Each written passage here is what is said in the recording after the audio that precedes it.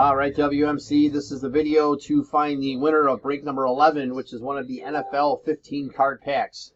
So we're going to check the time, November 23rd at 6:40 p.m. We're going to go over to the break, or we'll call the raffle, and type live. We have November 23rd at 6:40 p.m. There's the list of our 10 entries. We're just going to randomize your names, and then whoever's on top after the final roll is our winner. So we need a dice roll of 5 or higher. There's 9. All right, 9 times. Here we go. 1, 2, 3, 4, 5, 6, 7, 8. Last and final. Here we go. Good luck. It is Russell. Spot number 9 is our winner. So Russell, as you saw, these cards did not make it today.